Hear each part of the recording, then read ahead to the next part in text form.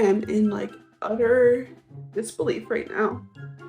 If you haven't read, uh, Justice Alito revealed his first draft of the Mississippi abortion law, and there is a paragraph on page 9 that says the court has voted and decided to overrule Roe and Casey. Well, it's all over Twitter, people.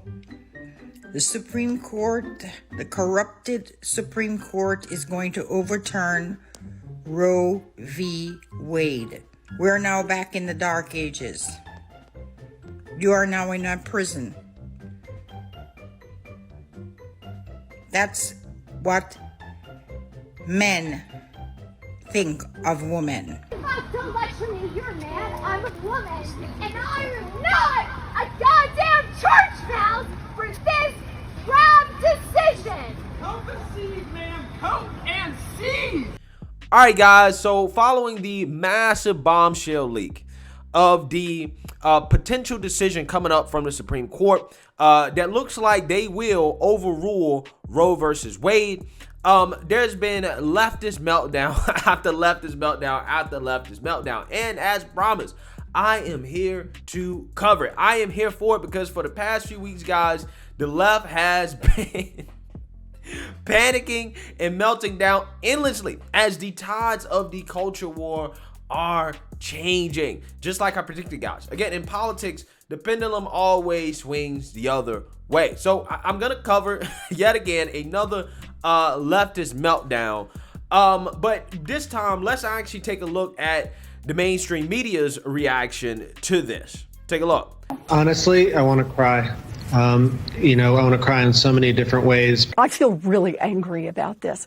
And what I feel angry about is that an extremist Supreme Court is going to impose their views on the rest of America. We got to get tough, and that means we've got to get rid of the filibuster and protect a woman's right to an abortion. The tone that Justice Alito uses doesn't just overturn Roe v. Wade. It sets it on fire. It completely eviscerates the right. Putting the government in control of women's lives in this way changes something fundamental about who we are as a country, who we are as a culture, and who we are as men and women. And I cannot believe that I'm sitting here, Jim, in the year of 2022, a right that I was born into a society that had, that my mother had, that my grandmother had, with a stroke of a pen can be taken away. Guys, I find the framing on this to be so interesting from the left, and I'm going to talk about that in a few minutes, but the main video I want to react to is the reaction from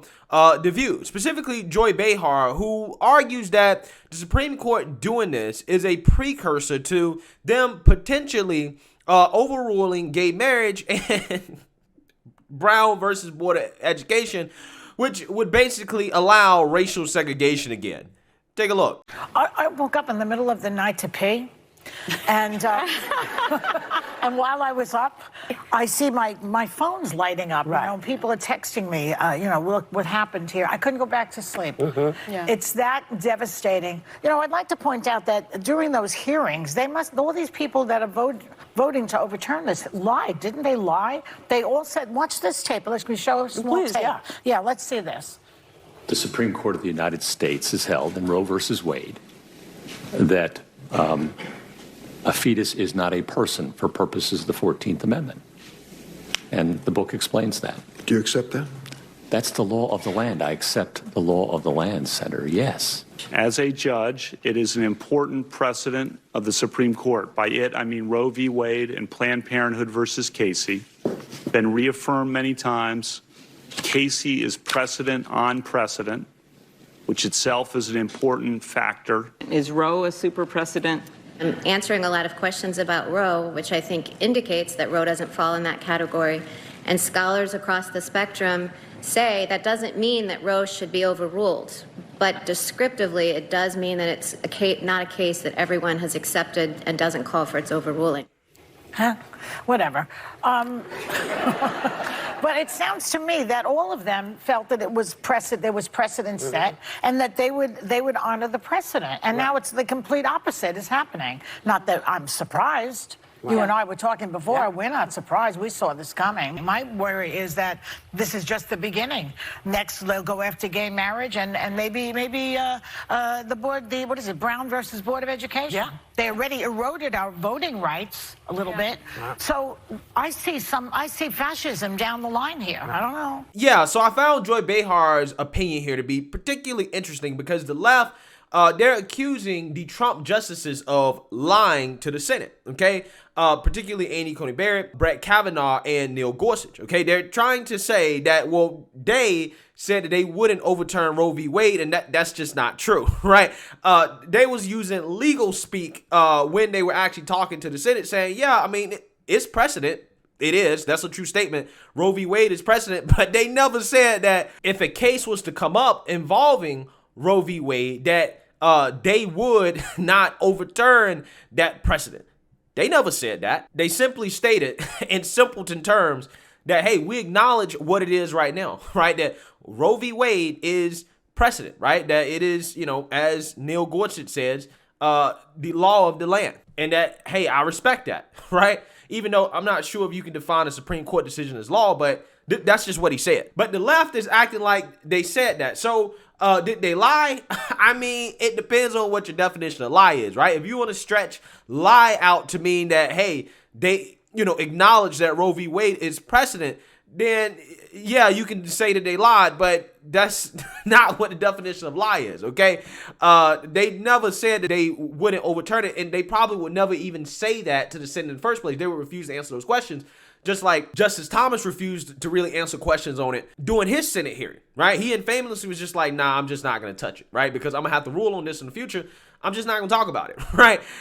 So with that being said, I love how the left is framing this. And they're fear-mongering about, well, this means that they're going to come after gay marriage. They're going to come after Brown versus Board of Education. They're going to come after same-sex marriage. They're going to come after contraceptive rights. They're going to come after all these rights, right? This is just the start. Now, I mean, who knows? I mean, they could come after same-sex marriage specifically. They actually could come after that. But Alito did write in his leaked opinion here, we emphasize that our decision concerns the constitutional right to abortion and no other right. Nothing in this opinion should be understood to cast doubts on the precedent that do not concern abortion. And the reason why he said this is because abortion has a very specific moral question to it, okay? So he's saying that, listen, all that other stuff that you guys are going to be concerned about, the left is going to be concerned about, we're not going to come after that, right? That's what he's saying. Okay, now again, will they stick with that? I don't know. But I don't think that Clarence Thomas would be particularly interested in overruling interracial marriage or Brown versus Board of Education, which made separate but equal unconstitutional. Right? I don't think that he would want that, right? But hey, you know what? Maybe the far leftists want that because every time you look, they want to segregate society by race. So maybe they actually want Brown versus Board of Education to be overturned. I think they would want that to be overturned before somebody like Clarence Thomas would. But again, with that being said, I really don't understand the outrage over this. I really don't, because it's one of those things that it is a moral question, right? In regards to abortion. And why in the world are people so upset that states are going to be allowed to just, make their own laws around this stuff?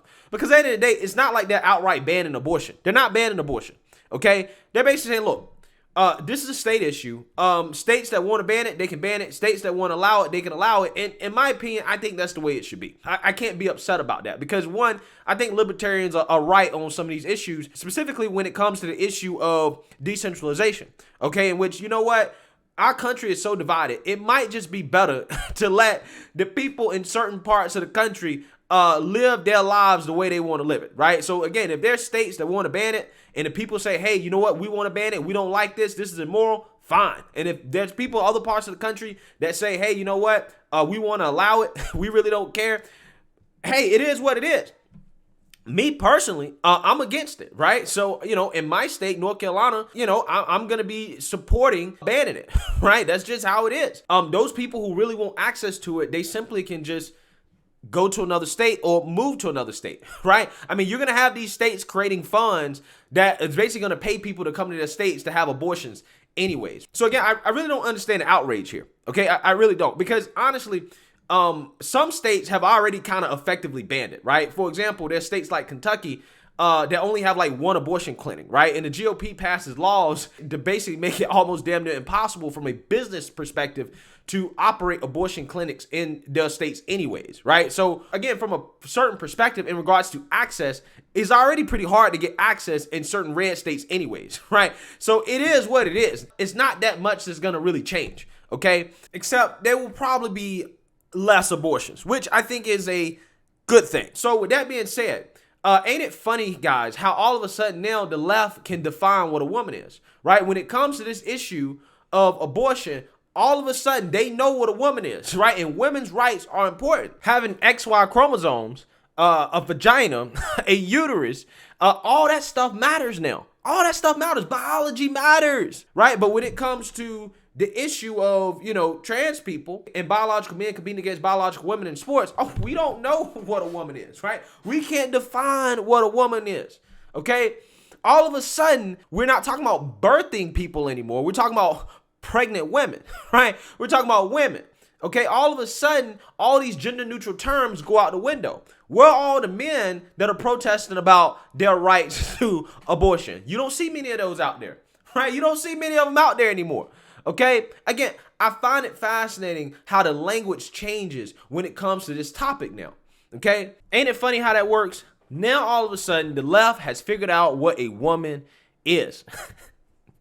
It's hilarious. It's hilarious. And Joy Behar wants to talk about fascism. I really don't understand what handing this decision back to the states. I don't understand what's fascist about that. Okay, in my opinion, that's less federal government. It's amazing how these my body, my choice people.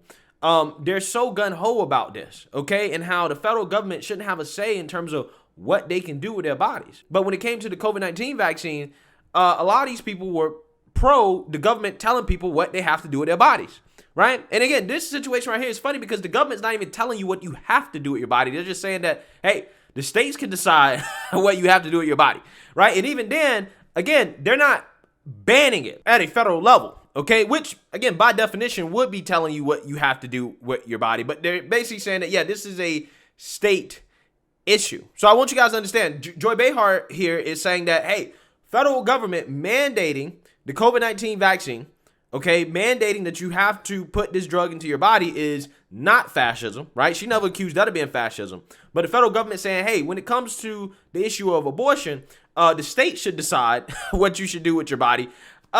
That is fascism, right? According to Joe Behar. Yeah, I find the left in their mental gymnastics when it comes to a lot of these issues, again, to be entertainment, to be quite honest with you. But let me know what you guys think about this. Make sure you like, comment, and subscribe. Most importantly, share a Black conservative perspective. Peace.